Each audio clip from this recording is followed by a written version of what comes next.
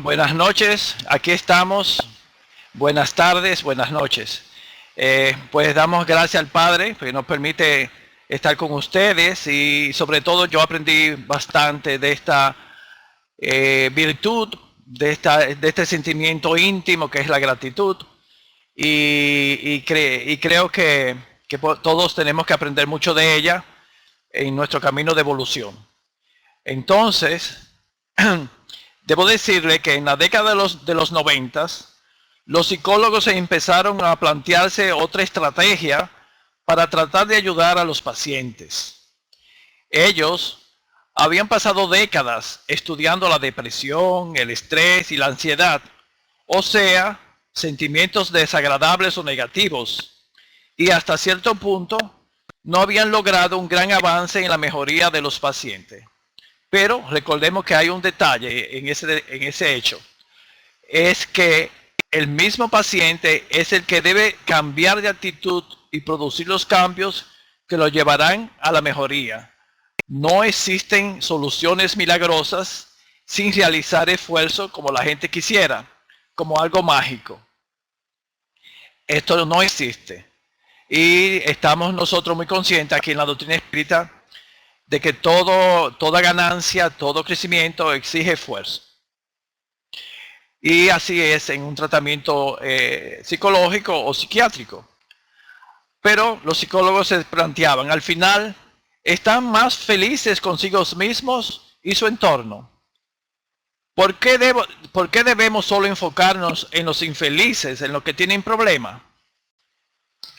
Se planteaban eso. ¿No sería mejor estudiar a los felices para descubrir sus fortalezas o destrezas y qué los hace más estables y con una sensación de bienestar en sus vidas?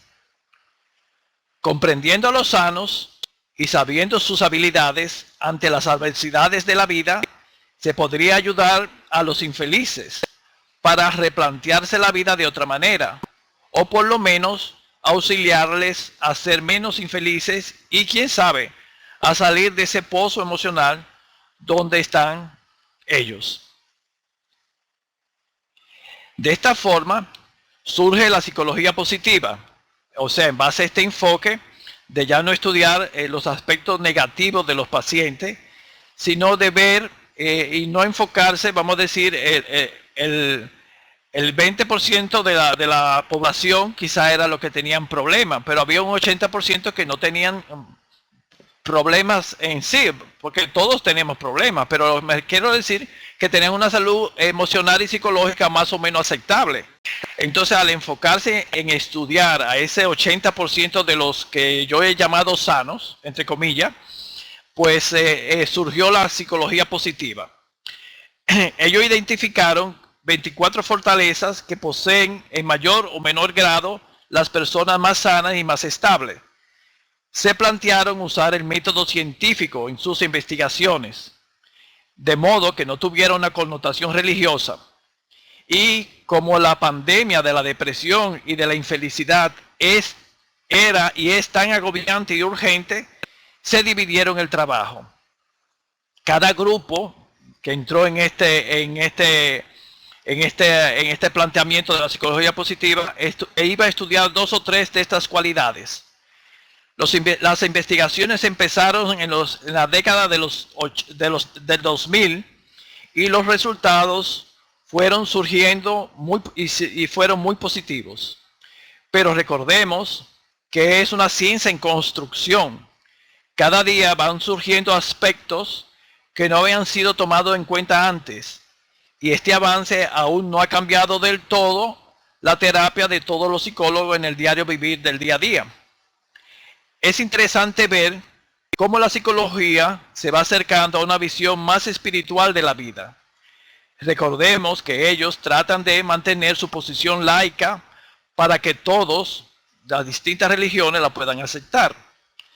Siempre ocurre que una escuela o movimiento dentro de la ciencia le asignan nombre distinto a las cosas que en otro tiempo ya han sido descritas.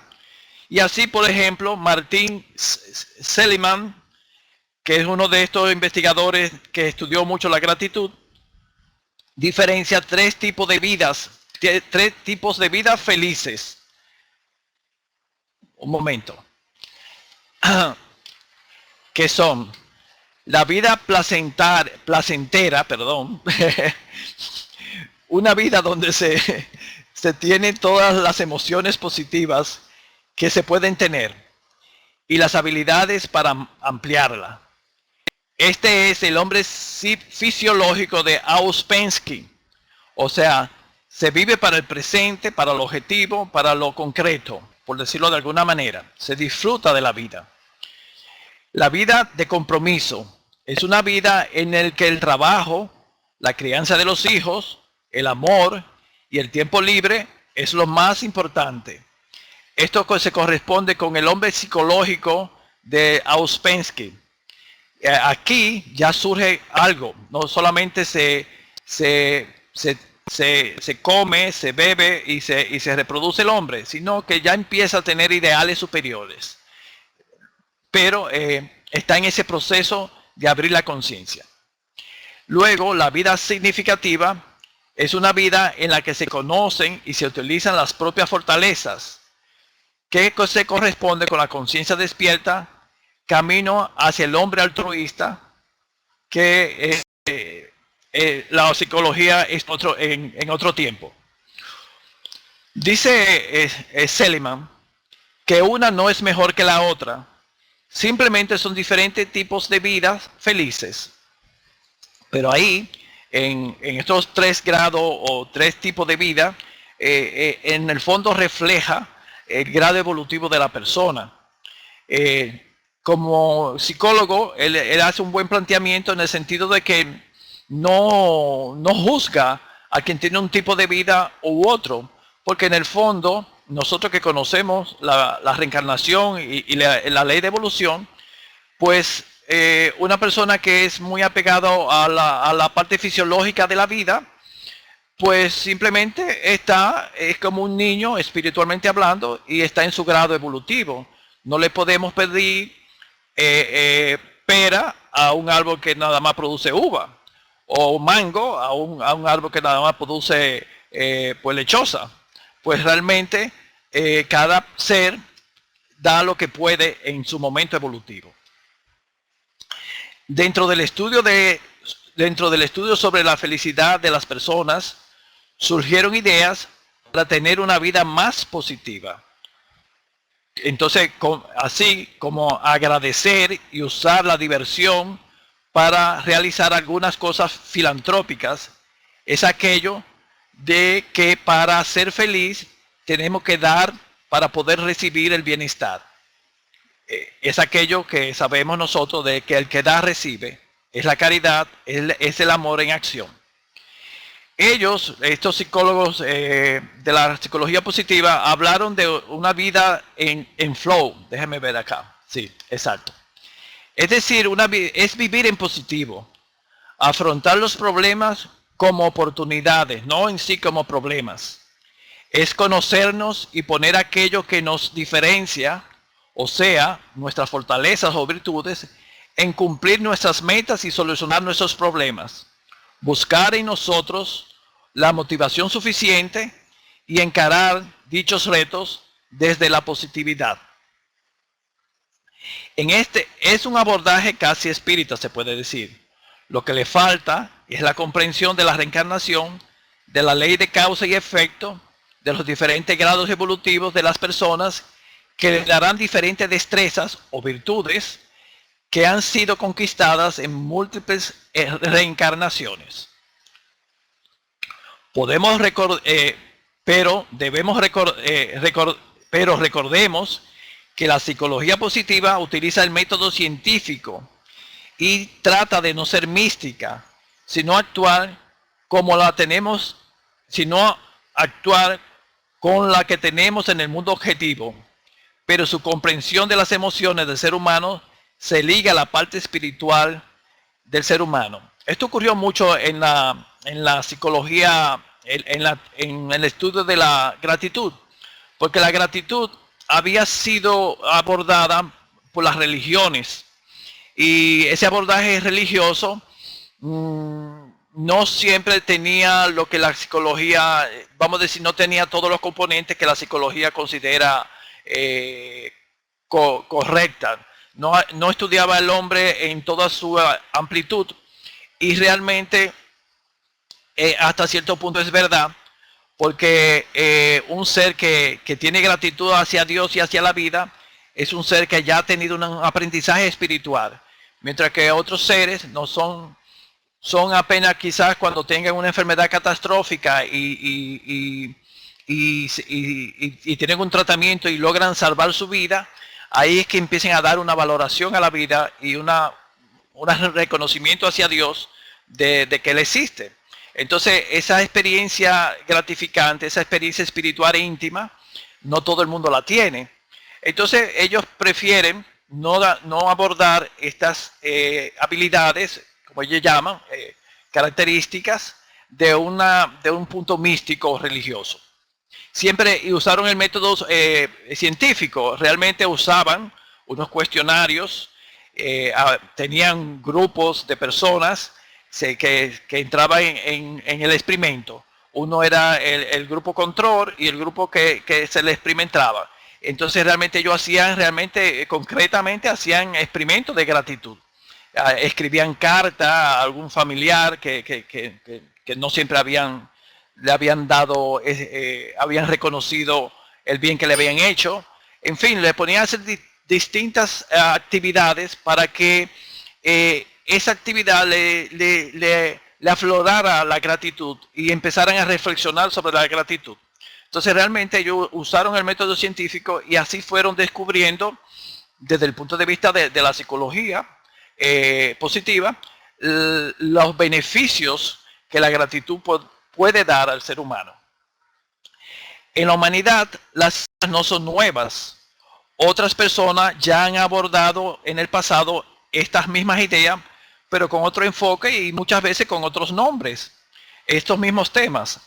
Así encontramos a George Gurdjieff, que es un armenio, y a Peter Ouspensky, ruso, que propusieron el cuarto camino de la realización espiritual.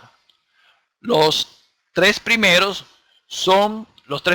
caminos para Gurdjieff son el fakir, el del monje y el del yogi. En estos tres modos de vida, la persona tiene que alejarse del mundo, apartarse para encontrarse a sí mismo y así hacer su crecimiento espiritual. Pero para Gurdjieff existe un cuarto camino espiritual que él llamó, que es ese cuarto camino. No hay que alejarse del mundo, es vivir en el día a día, en el cotidiano, y que se ajusta más a Occidente, porque cada uno de nosotros, cumpliendo nuestros deberes, luchando por nuestros retos, luchando por nuestros ideales, vamos concretizando una vida plena, una vida de crecimiento espiritual y, como diría Juana de Ángelis, de plenitud, en la medida que se va realizando este plan, este hecho.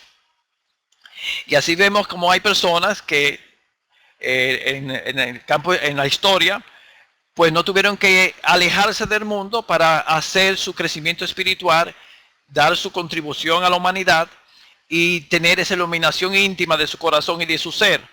Ejemplos como estos, pues son Vicente de Paúl, Albert Schweitzer, Teresa de Calcuta, Francisco Cándido Javier y otros.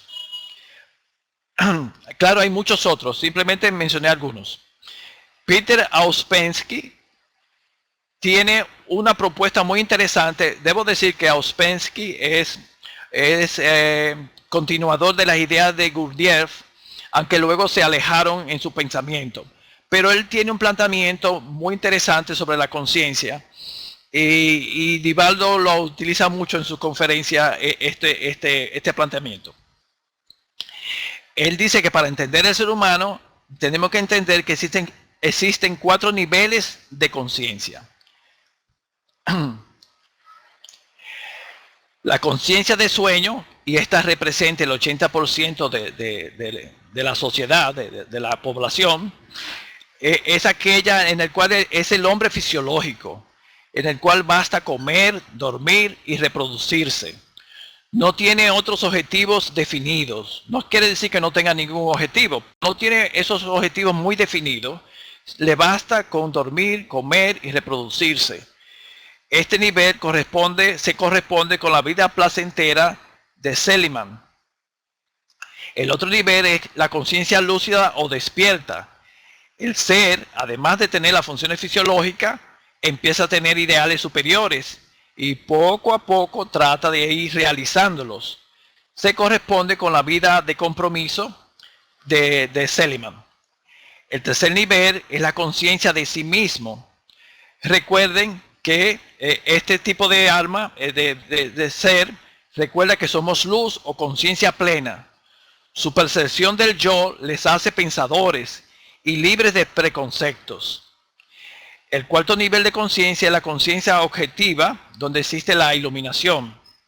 Resulta de un crecimiento interior y de un largo y difícil trabajo sobre sí mismo, que no se consigue en una sola vida, es el producto de muchas vidas, buscando en la materialización de sus ideales, la identificación, la fuente divina y la realización de su self, o sea, de su yo profundo. Esta sería la vida significativa para Seligman. Debo decir que la conciencia despierta, vamos a decir, el 80% representa esa conciencia de sueño. La conciencia despierta representa apenas ese 20%, pero la conciencia objetiva es menor el porcentaje de la humanidad. Son seres humanos muy especiales y que ya han tenido una gran evolución espiritual. Pero lo importante es que nosotros sabemos, como conocedores de la doctrina espírita, que todos llegaremos ahí cuando hagamos esa conquista de nosotros mismos y esa autoiluminación que algún día lograremos. En la evolución del pensamiento, en la evolución del pensamiento de la psicología, buscando entender al hombre, ha ido surgiendo un enmarañado conjunto de teorías y conceptos cuya comprensión real exige de nosotros un conocimiento académico en el área de la psiquiatría y psicología que no siempre están tan cultivados en nosotros para tener una real comprensión de esos hechos. Y los mismos psicólogos, como digo yo, hay una maraña de ideas que llega un momento que ellos mismos no están tan claros en sus ideas centrales y propuestas de tratamiento. Yo lo digo por lo que veo en mis amigos psicólogos y psiquiatras. Pero estamos viviendo los tiempos del Consolador y surge el auxilio de la revelación espírita a través de Juana de Ángelis, dentro de la propuesta de la psicología analítica o psicología profunda, que es el término que Jung dio a su concepción de la psicología, que toma los conceptos ya logrados por el hombre. O sea, Juana de Ángelis toma ya esos conceptos ya logrados por el hombre y da una visión más amplia, porque analiza el ser desde la perspectiva espiritual. O sea, una visión reencarnacionista y evolutiva del ser humano que explica los diferentes grados de conciencia del hombre. En esta historia nos resume, que he tomado del libro Momentos de Conciencia, se resume un poco el pensamiento de Juana. Así que pongan atención a la historia. Dice así: el joven inmaduro se deslumbra ante las constelaciones brillantes del firmamento y planteaba conquistarlas.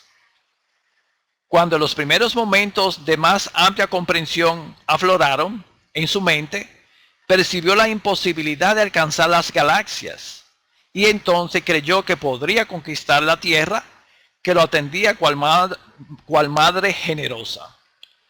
Las luchas lo hicieron madurar y las dificultades ampliaron su visión de la realidad, permitiéndole poco a poco comprender que no era posible lograr lo que anhelaba.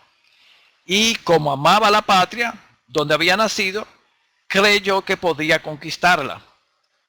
Se empeñó entonces en ese embate arriesgado, ganó una posición social, pero la suma de decepciones y amarguras lo obligaron a desistir del intento. Entonces pensó en conquistar la comunidad donde se movilizaba, la sociedad, el pueblo donde nació. Las presiones políticas lo favorecieron con cargos elevados, y cuando el prestigio parecía haberlo premiado, las artimañas de la hostilidad de los grupos beligerantes lo derribaron. Más maduro aún y pensativo, se volvió hacia la familia, y mientras la vejez se acercaba, se dedicó con tesón a conquistar el clan. Pero los intereses dispares en el hogar y en la prole lo expulsaron, porque ya era una carga para la economía doméstica y estaba superado, según el concepto de los jóvenes soñadores y ambiciosos, como él mismo lo había sido un día. En ese momento, que aquí está lo importante, en ese momento tuvo conciencia de su realidad y solo entonces comprendió que lo único importante es conquistarse a sí mismo. Es una bella analogía que tiene Juana en esta introducción de este libro. Al principio, el ego se realiza conquistando el mundo, la patria, el pueblo y la familia. Hasta cierto punto se identifica con lo objetivo, lo material, y representa nuestros impulsos primitivos y pasiones que tienen que ser trabajados. El self, por el contrario, es de origen divino. Representa las potencialidades superiores que están en germen en nosotros como hijos de Dios, que tenemos que desarrollarlas e individualizarlas. El ego es de naturaleza humana y se refleja en nuestro pasado de error, con sus sombras o pasiones, con hábitos arraigados, que es lo que Juana de Angeli llama apropiadamente de atavismo, esos hábitos arraigados. Todos tenemos el gran conflicto entre lo que se es y lo que se desea ser. Perdón que aquí creo que estoy atrasado. Pues bien, cuando empezó a conquistarse a sí mismo, el self, el yo profundo y superior, comenzó a tener los comandos de su propia vida. Pero a medida que se produce la maduración psicológica, y eso se produce con las reencarnaciones sucesivas, se va estableciendo la serenidad y el equilibrio, que son las fortalezas que llamaba la psicología positiva. Y vamos actuando con más autenticidad. No es aquello de parecer bueno, es aquello de ser buenos. Para lograr la madurez psicológica tenemos que enfrentar nuestras sombras, o sea, lo que nosotros como espíritas llamamos nuestros defectos y pasiones. Pero Juana le llama de sombra. Y la analogía está buena, porque cuando decimos sombra, pues simplemente sombra es falta de luz. No tiene tanto poder. Yo digo así porque a veces nosotros consideramos que nuestros defectos como que son tan grandes que no podríamos vencerlos. Sin embargo, es simplemente esfuerzo y buscar esas virtudes que neutralicen esa oscuridad en nosotros. Entonces Juana le llama de sombra. Ese lado oscuro de nuestro pasado, representado por nuestras pasiones y malos hábitos que nos producen vergüenza o culpa. Nos pueden dar esos dos sentimientos. Y que la mayoría de las veces los reprimimos y lo mandamos al subconsciente y no lo enfrentamos. Es aquello, un mecanismo de fuga, como se dice en psicología.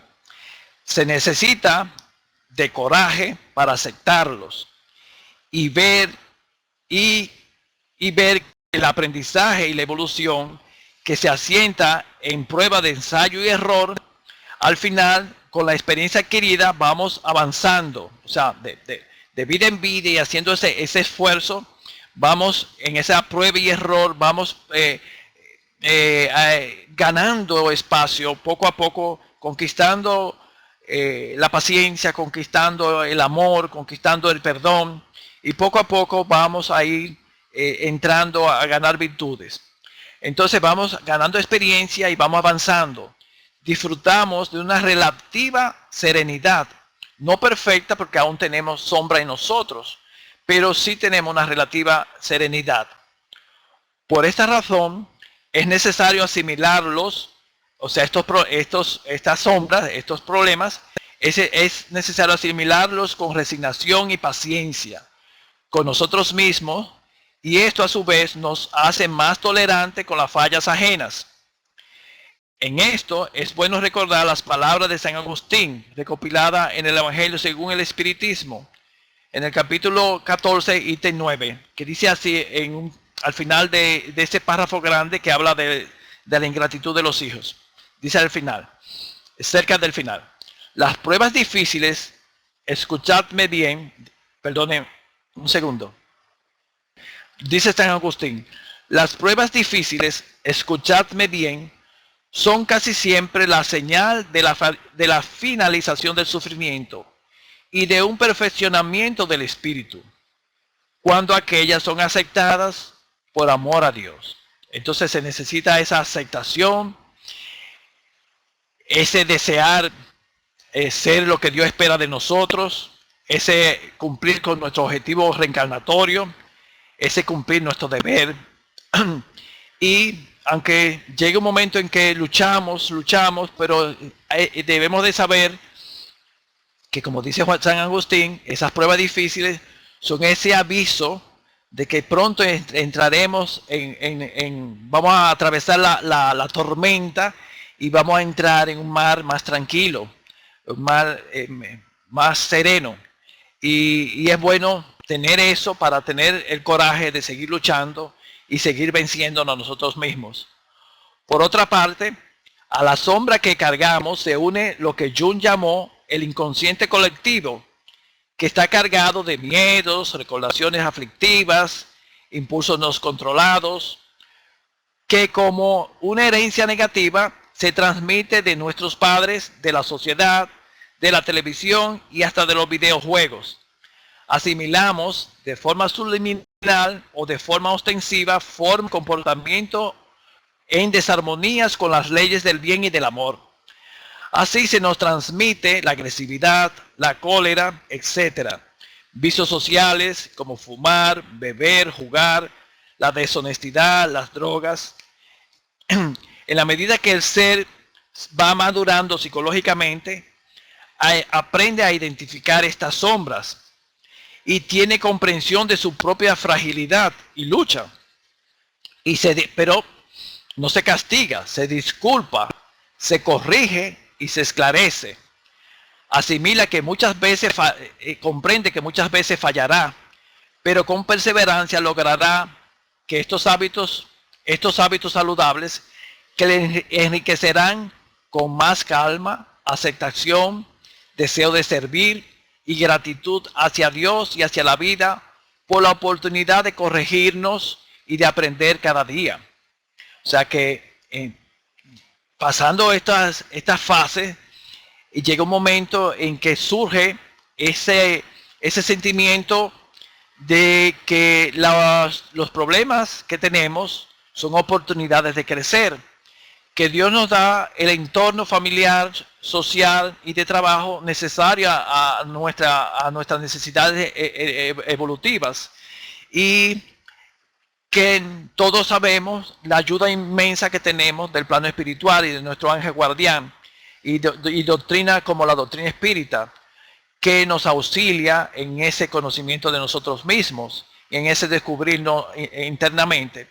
Entonces, ese sentimiento interno profundo que refleja una madurez espiritual y una aceptación de nuestros errores y un crecimiento interior, entonces viene un sentimiento profundo, bello y hermoso de gratitud hacia Dios, hacia la vida, hacia las oportunidades que tenemos cada día de crecer, hacia la salud que tenemos, que a veces no le damos la importancia que tiene, hacia las cosas que Dios nos ha dado en esta vida de hoy. O sea que ese sentimiento va surgiendo de ese agradecimiento, va surgiendo de esa comprensión de la vida y de ese trabajo interior del ser humano. Pero el sentimiento de gratitud es muy importante porque es como un fuego interior, como el amor interno hacia todo lo que nos rodea, agradeciendo esa ayuda que hemos tenido y ese auxilio de que tantas y tantas maneras hemos tenido de nuestros padres, de nuestros maestros, de nuestros amigos, de nuestros familiares más íntimos, en fin, de todos cuantos nos rodean. Entonces, pasando a la psicología positiva, ellos dividieron esas virtudes en 24 fortalezas y la dividieron en 6 categorías. Por razones de tiempo yo no la voy a decir todas, pero sí quiero decir, ellos la dividen en 6 tipos en 6 tipos de categorías. Entonces sería sabiduría y conocimiento. Coraje, que es muy importante, como vemos que Juana decía. Ahí está la perseverancia, la honestidad. Humanidad, ahí está el amor, la amabilidad y la inteligencia emocional. Justicia, trabajo en equipo, que no siempre sabemos hacerlo. Liderazgo, equidad. Templanza, muy importante para mantener el equilibrio, pero se necesita dentro de ella el perdón, la humildad, fáciles, la prudencia y ese autocontrol. Y trascendencia, apreciación de la belleza y de la excelencia, y ahí está la gratitud, la esperanza y el humor. Pues bien, ahí surge la gratitud. Todas ellas ayudan a la superación y al crecimiento personal, a convertir los retos normales de la vida en oportunidades, combatir el miedo, la ansiedad y el estrés, a tratar de vivir con un flujo positivo, con una actitud proactiva, utilizando la inteligencia emocional, la autoestima y la resiliencia, que es la capacidad de superar circunstancias traumáticas, como sería la muerte de un familiar o un accidente en nuestras vidas. Actualmente son estudiadas para ayudar a las personas a descubrirlas en sí mismos y potenciarlas en ellos. Entre ellas está la gratitud, que es el motivo de esta charla. Un momento.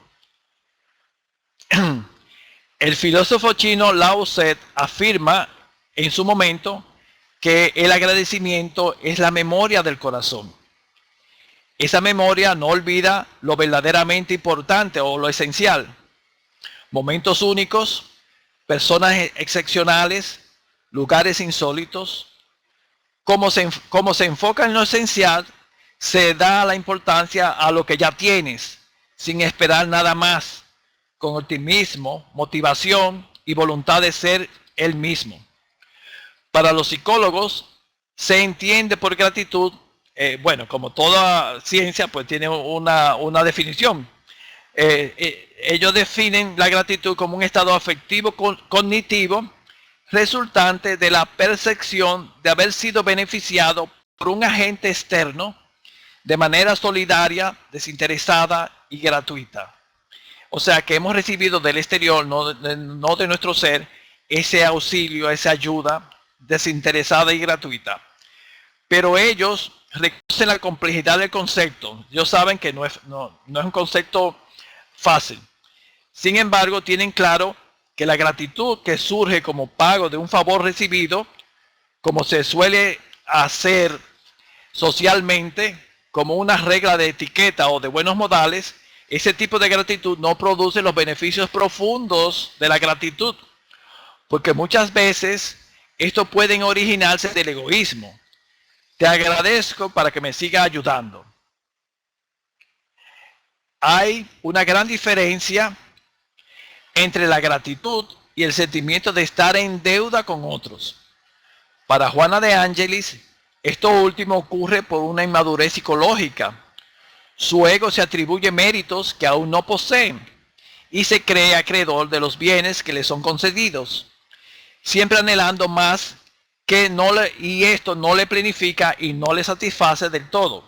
Esto está en Psicología de la Gratitud, en la página 15. Es un libro de la serie psicológica de Juana de Ángelis. La ingratitud, antípoda de la gratitud, es una dolencia, una enfermedad del alma que deriva del atraso moral, en que nos encontramos. Hija del egoísmo, es la causa de muchas frustraciones y decepciones para los corazones humanos. Dice Juana de Ángelis, Dios lo permite para probar la negación y la perseverancia en la práctica del bien de las almas más adelantadas. Para los investigadores, esta virtud produce una experiencia afectiva específica. El agradecimiento que se asocia a emociones positivas tales como entusiasmo, alegría, inspiración. Pero ellos no se explican por qué la gratitud, no existen iguales condiciones entre las distintas personas, porque tienen un abordaje no reencarnacionista, no evolutivo. Para Juana de Ángelis, para Juana de Ángelis, la experiencia de ser grato o agradecido es producto de la madurez espiritual, conciencia despierta, porque se da cuenta que vivir es experimentar gratitud por todo cuanto le sucede y tiene oportunidad de vivir. Hija de la madurez alcanzada mediante la razón, sobreponiéndose al instinto, es una conquista elevada que le propicia equilibrio. Es un sentimiento profundo y significativo del self, de la parte profunda del yo, porque no se limita apenas al acto de la recompensa habitual. Va más allá, produciendo una satisfacción interior, y todo aquel que es agradecido goza de salud física, emocional y psíquica, porque siente alegría de vivir, de comprender, de compartir con todas las cosas. Es un miembro actuante de la organización social. Es un ser creativo y jubiloso. Entonces, ese sentimiento profundo de la gratitud genera un bienestar y una evolución psicológica muy positiva. Cuando el espíritu alcanza el objetivo de su significado inmortal y lo entiende, con un discernimiento lúcido, bendice a todos y a todos, agradeciéndole la oportunidad de ser parte de su congregado. Está en Psicología de la Gratitud. Cuando se es grato o se agradece, nunca se experimenta ninguna queja o decepción, cosa que todos nosotros hacemos. Pero cuando se es verdaderamente grato, nunca se experimenta ninguna queja o decepción, porque nada espera en respuesta de lo que hace, de lo que realiza. Ellos se sienten en paz haciéndolo. Ya obtuvieron su recompensa haciendo eso que ya hicieron. En el contexto de la psicología positiva, la gratitud tiene tres funciones o consecuencias. Uno es promover acercamientos sociales, haciendo que haya más empatía y solidaridad entre las personas. Es lo que los investigadores han visto en todos esos ensayos que ellos han hecho y todos esos estudios. En la vida social, todos somos deudores unos de los otros. Es aquello que Mei sabiamente llama de deuda de amor. El 2 es motivador, una consecuencia o función de la gratitud. Motivador. Dar y recibir hace que se realicen actos altruistas en el entorno social, disminuyendo los resentimientos y las conductas hostiles hacia los demás. Y 3, reformador moral. La gratitud nos lleva a valorar la amistad, la oportunidad de cada día, la salud, la vida, la naturaleza y por ende a Dios que todo nos da. Sentimos respeto y amor por nuestro Padre Creador. Como consecuencia de todos estos buenos sentimientos, se genera una sensación de felicidad, de satisfacción, de alegría, que en palabras de Juana de Ángelis sería la plenitud o la realización íntima. Un claro ejemplo, podemos apreciar estas tres consecuencias, o sea, ser motivador, reforzamiento moral y promotor de acercamientos sociales, llevando al alma al rescate de su pasado al mismo tiempo llevándola a la felicidad relativa o la plenitud interior que ella puede disfrutar en su estado evolutivo. Es el caso de Félix. Félix es un espíritu, es el director del Hospital de la Espiritualidad llamada Almas Hermanas, que está descrito por André Luis en el libro Sexo y Destino.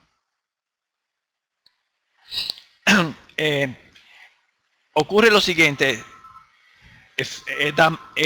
Damiana es un alma sublimada, un alma muy evolucionada, y es una de las ministras de la ciudad Nuestro Hogar, que se narra en el libro Nuestro Hogar.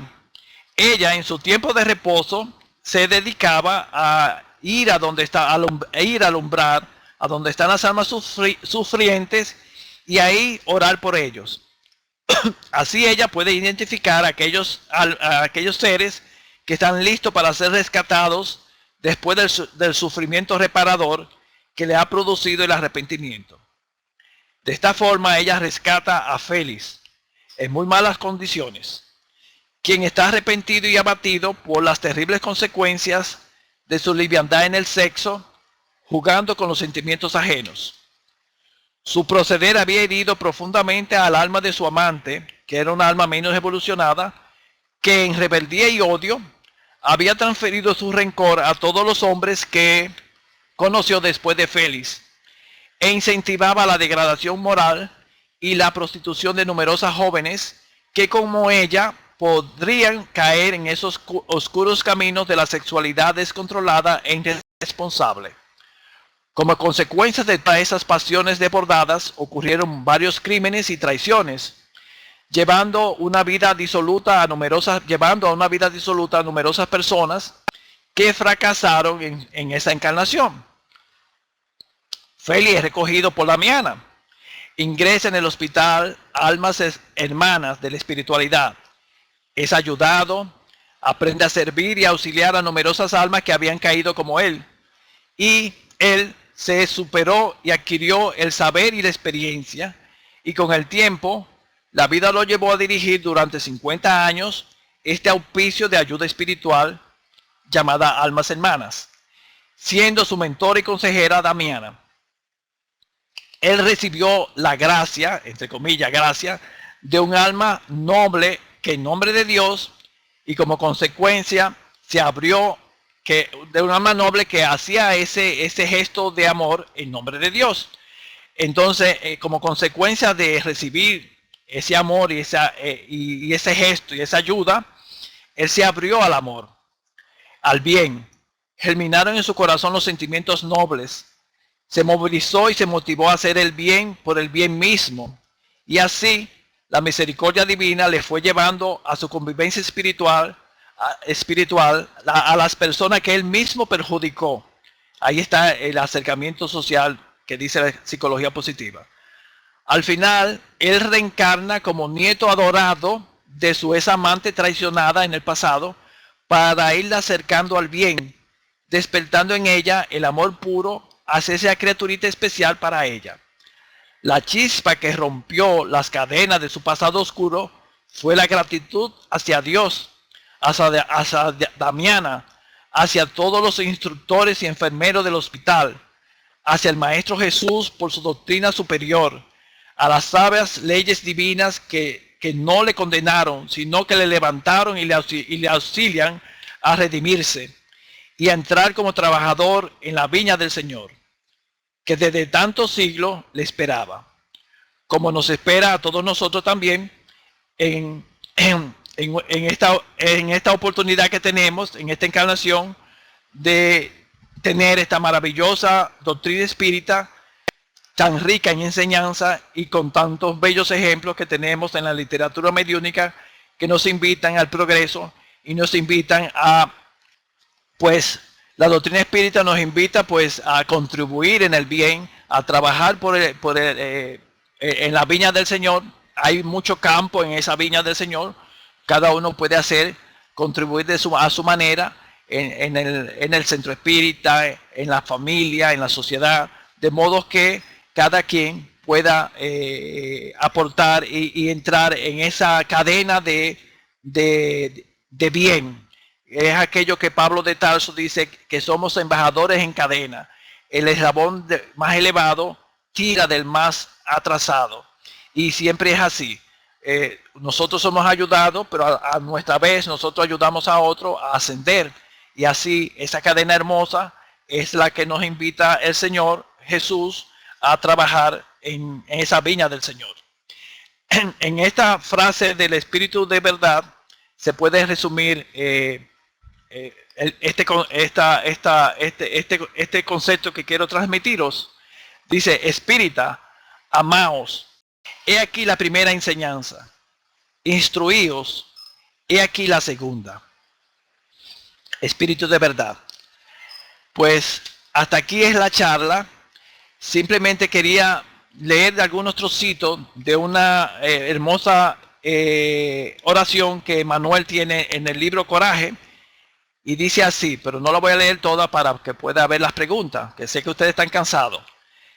Dice Manuel: Señor Jesús, nosotros te agradecemos por el coraje de enfrentar las dificultades creadas por nosotros mismos, por las pruebas que nos perfeccionan el raciocinio y nos ablandan el corazón, por la fe en la inmortalidad, por el privilegio de servir, por el don de saber que somos responsables por las propias acciones, por los recursos nutrientes y curativos que tenemos en nosotros, por el reconfortamiento de reconocer que nuestra felicidad tiene el tamaño de la felicidad que hagamos para los demás, por el amparo del afecto en el cual nuestras vidas se alimentan en permuta constante, por la bendición de la oración que nos faculta